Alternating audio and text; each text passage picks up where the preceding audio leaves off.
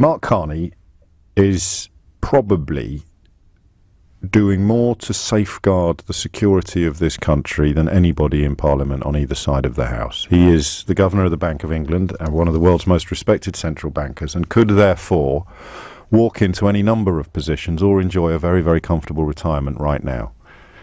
I would love to interview Mark Carney if you know him. I'd really love to interview him, just to really sit down and pick his brains and learn. But, in fact, I'm going to be launching a new podcast under the auspices of LBC soon. So I wonder whether we should try and get Mark Carney in for that, because I'd love to know why he's doing it. Look at the shenanigans he has to endure from the usual idiots on the racist right, shouting at him and abusing him and criticising him. You remember the morning after the Brexit referendum result when Mark Carney was the grown-up. Johnson and Gove looking like they'd been caught with their fingers in the biscuit tin. Cameron, Osborne packing their bags, running for the hills. Corbyn, missing in action, as usual. You remember that. Mark Carney was the one that stood up and said, all right, guys, we're going to be okay. Mark Carney was the one that brought in policies specifically designed to prevent his own economic predictions coming true. How does the bovine Brexiteer respond to that? By pointing out that his economic predictions haven't come true, therefore he can't be trusted. It's quite incredible, you know.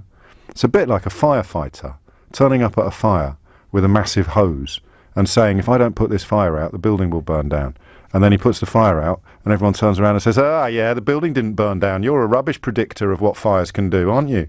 So Carney's done that for us. He's not British, he's Canadian, but he's got more patriotism in his little finger than people like Jacob Rees-Mogg, Nigel Farage and Boris Johnson have got in their entire bodies. But it doesn't mean he's infallible. Of course he isn't. But house prices will fall by 35% over 3 years if we come out with no deal. This is a briefing given to the Cabinet by the Bank of England Governor yesterday.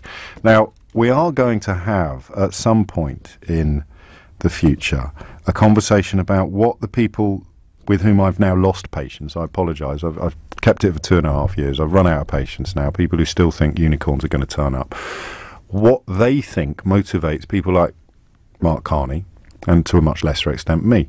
Why do you think we do this? Why do you think we keep pushing out the evidence and the facts and the challenges to the snake oil salesmen and the liars? It's a relatively thankless task, book deals and the like notwithstanding. It's not great for the soul.